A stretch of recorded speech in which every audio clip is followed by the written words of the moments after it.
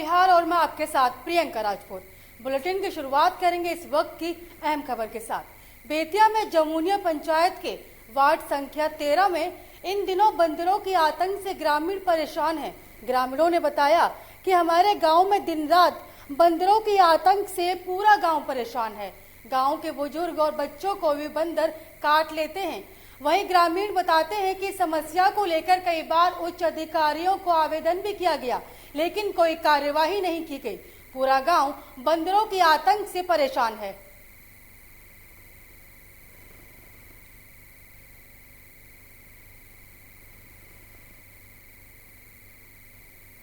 होदे हमर रुख गन्ना लागल बा आ होदे भाई या रहन लड़का हमर कहल सके उख में बानर आगल बा। अकेले गोल बा बानर मारे, अकेले के बस के बात नहीं खे बानर के कटले बड़ी होते हमनी के बहुत जाने बा। बानर हाके जाए जब उख में तो उख में हेले लायक बनी जा हमनी के काट देले बा बानर। बानर काट देले बड़वे ना रहो पतिया ते हेडे हमरा पीठ में कटले बा। हे खजुआता अभी खजुआता बानर भाई एकदम हमनी के तंग आगुल बन जा। एक दिन में 4 गो 5 गो आदमी के बंदर काटत रहसन, जबकि बिना हमनी के मरतो नहीं की जा। हमनी के चुपचाप रहतन जा, कोनो काम करतन जा, चाहे पहुंच के 2 गो बात के बतियाता पर्दे करा के एकदम कूद के पड़ के काट लेत रहसन। बताई हमनी के कैसे दियल जाई।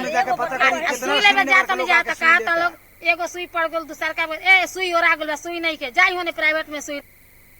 मधुबनी की हरलाखी में दहेज के खातिर एक बार फिर एक बेटी को मौत के घाट उतार दिया गया।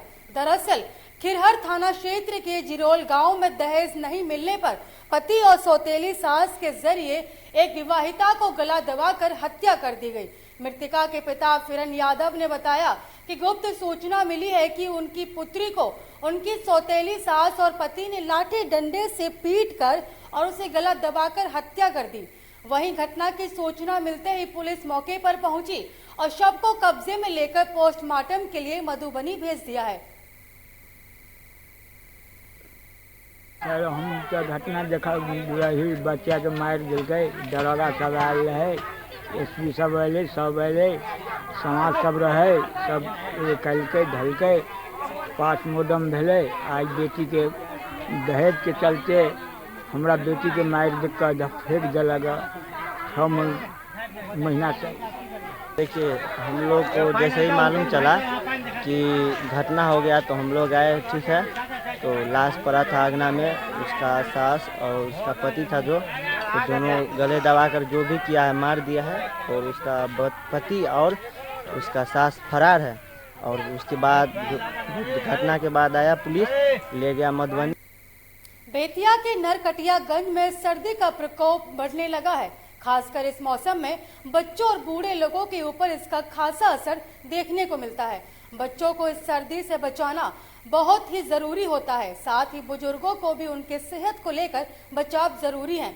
वहीं घने कोहरे के चलते वाहनों की रफ्तार में भी कमी देखने को मिली। आपको बता दें कि मौसम विभाग के अनुसार न्यूनतम 14 डिग्री और अधिकतम 27 डिग्री का अनुमान लगाया गया है, तो वहीं 9 बजे तक 19 डिग्री तापमान का अनुमान लगाया गया। भागलपुर के नसोड़ा नगर परिषद में कार्यरत सफाई कर्मी राम सेवक राम की हत्या मामले में संघ की ओर से पुतला दहन किया गया। आरोप है कि पुलिस हिरासत में लेने के बाद उनकी अनविता तरीके से हत्या कर दी गई। फलस्वरूप राज्य के समस्त स्थानीय निकाय कर्मियों में इसकी पुरजोर आक्रोश देखने को मिला। लोगों की मांग है कि हत्यारे को जल्द से जल्द गिरफ्तार किया जाए और मृतक के परिजन को 50 लाख की आर्थिक मुआवजा दिया जाए। इस मौके पर मनोज कृष्ण, देवेंद्र मिश्रा प्रधान सचिव, अभिषेक कुमार उप सचिव, राममणि, शिव कुमार झा और नकुल प्रसाद यादव उपस्थित रहे।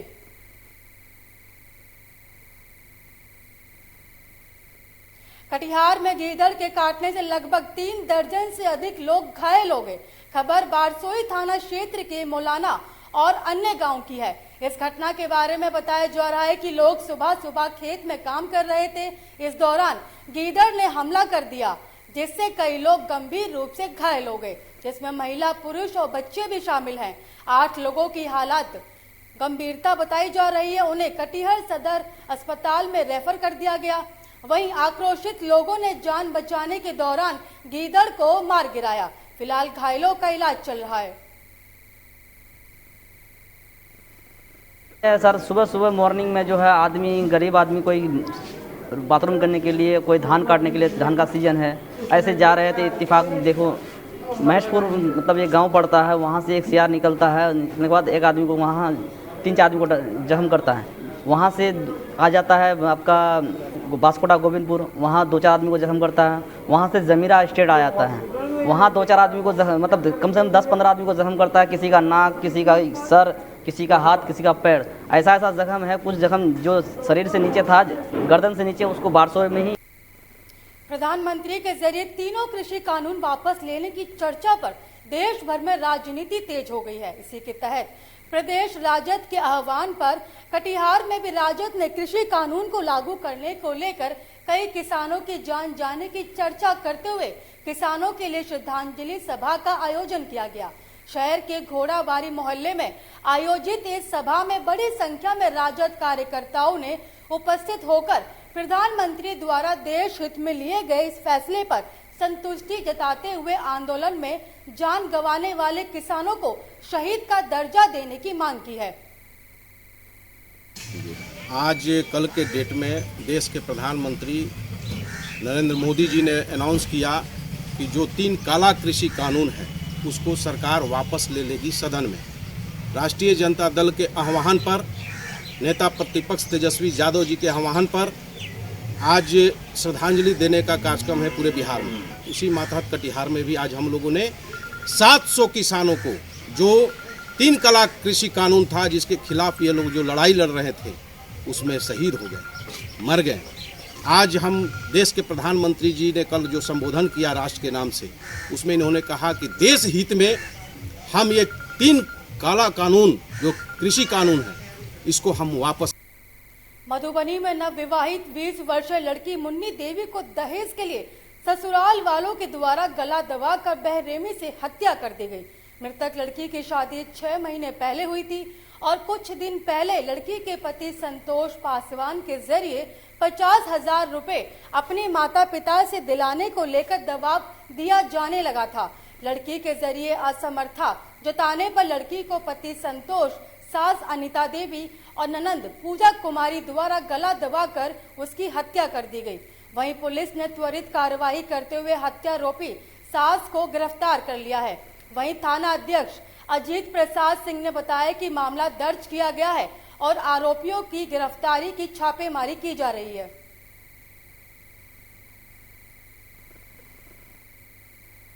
मुजफ्फरनगर में भारतीय खाद्य निगम मंडल कार्यालय के जरिए आजादी का अमृत महोत्सव और खाद्य सुरक्षा सप्ताह के तहत संगोष्ठी कार्यक्रम का आयोजन किया गया। कार्यक्रम का विधिवत शुभारंभ भूमि सुधार और राजस्व मंत्री राम सूरत राय ने दीप प्रज्वलित कर शुभारंभ किया। संगोष्ठी कार्यक्रम के दौरान मंत्री राम सूरत राय ने कहा कि 15 से 21 नवंबर तक खाद्य सुरक्षा सप्ताह भारतीय खाद्य निगम के नारायणपुर के गोदाम पर मनाया जा रहा है। इस कार्यक्रम को भारतीय खाद्य निगम के मंडल प्रबंधक के जरिए मनाया जा रहा है। उन्होंने आगे कहा कि 16 महीने तक फ्री अनाज दिए जाने को लेकर वे प्रधानमंत्री नरेंद्र मोदी को धन्यवाद देते हैं। 75वें वर्ष आज़ादी का हुआ, उसमें पूरे 15 नवंबर से लेकर के पिछले 15 तारीख से लेकर और 21 नवंबर तक खाद्य सुरक्षा सप्ताह अमृत महोत्सव हम लोग मना रहे हैं। उसी संदर्भ में ये विभाग के अंतर्गत हमारे मंडल के प्रबंधक के द्वारा ये कार्यक्रम का आयोजन किया गया है और हम लोग अमृत महोत्सव मनाए हैं। हमारे सामने बैठे सभी मजदूर, किसान, सम्मानित जनता बैठे थे। मैंने उनको आग्रह किया है कि खाद्य सुरक्षा माननीय प्रधानमंत्री जी के द्वारा जो चलाया गया है, कैसे इस कोरोना काल में लाभ मिला है, जो जीवंत आत्मा की तरह हम सबों के सामने।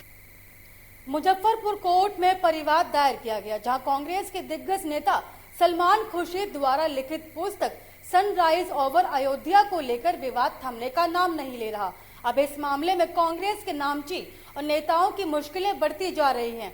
बता दें कि विवादित किताब मामले को लेकर कांग्रेस के दिग्गज नेता सलमान खुर्शीद, दिग्विजय सिंह, पी चिदंबरम के खिलाफ मुजफ्फरपुर सीजेएम कोर्ट में परिवाद दायर किया गया है।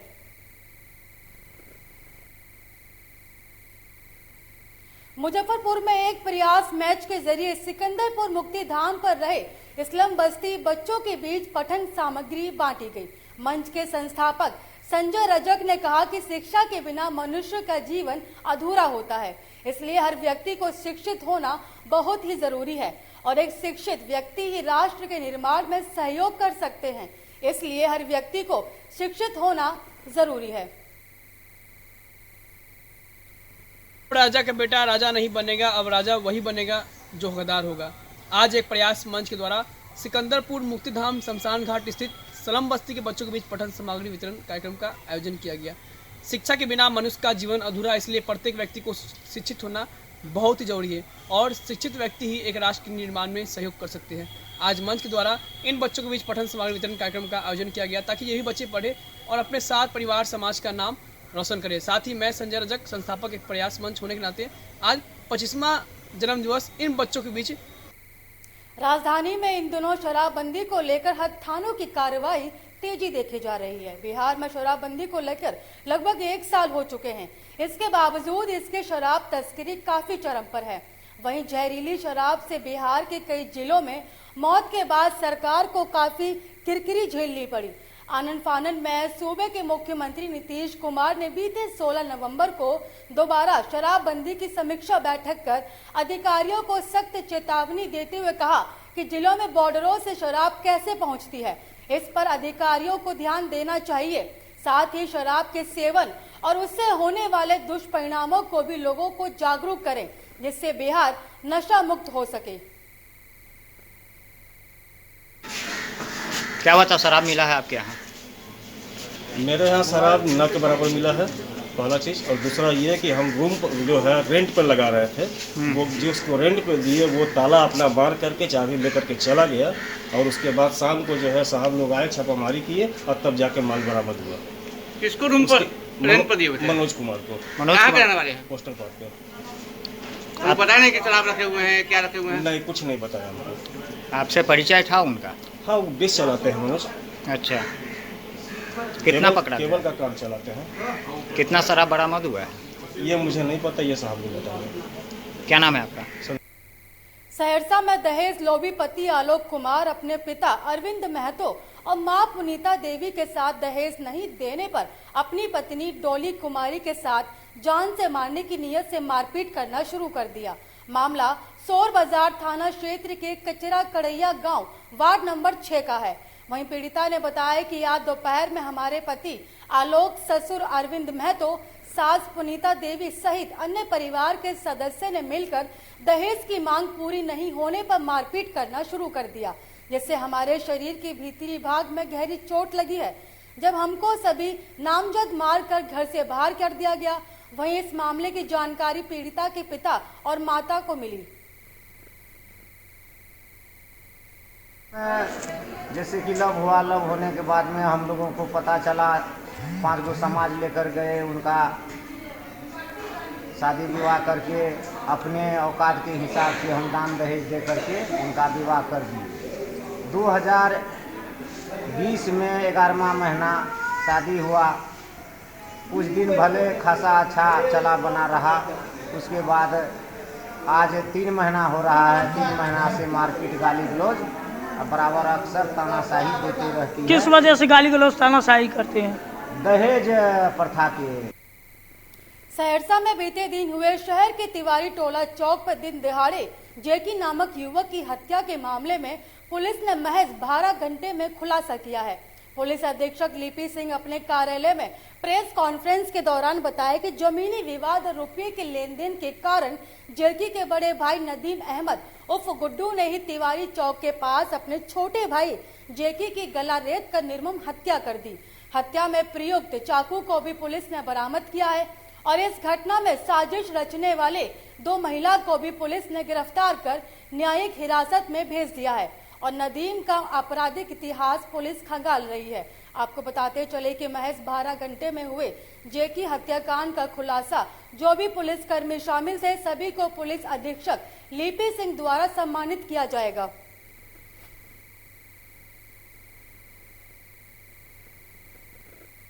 भारतीय खाद्य निगम मंडल कार्यालय सहरसा के द्वारा आजादी के अमृत महोत्सव और खाद्य सुरक्षा सप्ताह के अंतर्गत संगोष्ठी का आयोजन किया गया। कार्यक्रम में मुख्य अतिथि के रूप में माननीय विधायक गुंजेश्वर शाह महेशी विधायक के साथ साथ भारतीय खाद्य निगम के मंडल प्रबंधक एम रूपम सिंह उपस्थित थे।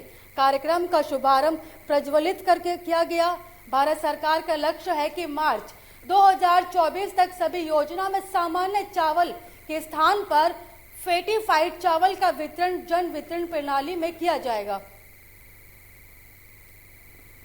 उद्देश्य यही है कि पूरे भारत में कोई भी व्यक्ति भूखा न सोए, भूखा न रहे और भूख से कोई मरे नहीं। इसका मुख्य उद्देश्य वही है।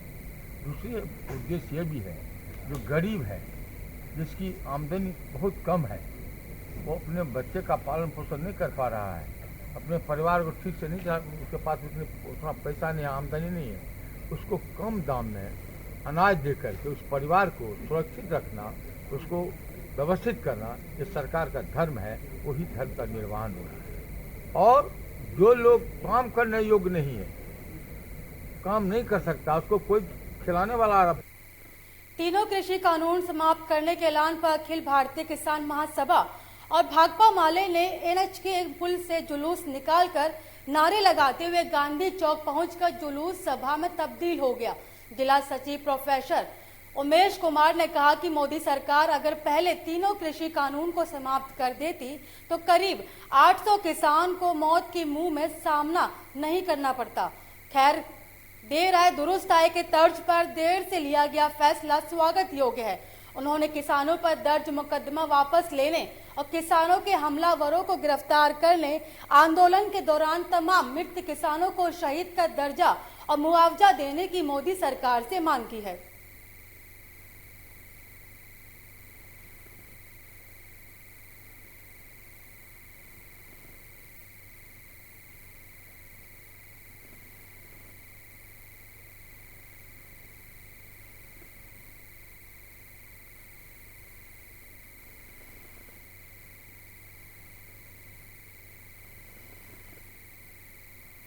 समस्तीपुर के विशनपुर गांव में एक युवक का शव मिलने से पूरे इलाके में सनसनी फैल गई।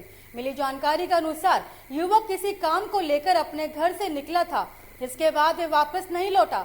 युवक के लापता होने के करीब 12 घंटे बाद जब लोग मॉर्निंग वॉक के लिए निकले तो उन्होंने युवक का शव विद्यालय के पास एक बैग के खेत में पाया। बताया गया कि युवक विशनपुर के रामा चौक पर अपना सैलून चलाता था। घटना के कारणों का अभी तक कुछ खुलासा नहीं हो पाया है।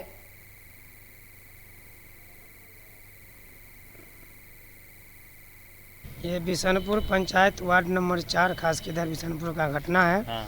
और ये सामान के लिए अपने घर से निकला था। कब निकले थे? वही 7:30 बजे कल रात में। हाँ, कल रात में। हाँ। और उसके बाद ये वापस नहीं आया और सुबह 6 बजे जब मॉर्निंग वॉक के लिए लोग निकला, बच्चा ट्यूशन के लिए जा रहा था, तो इसे मृतक हाल में पाया गया, जो उत्क्रमित मध्य विद्यालय अंधरियापुर मलाटोली के बगल में एक बैगन के खेत में पाया गया। कितने बजे पता चला आप लोग को? सुबह 6 बजे ग्रामीणों के द्वारा। जी।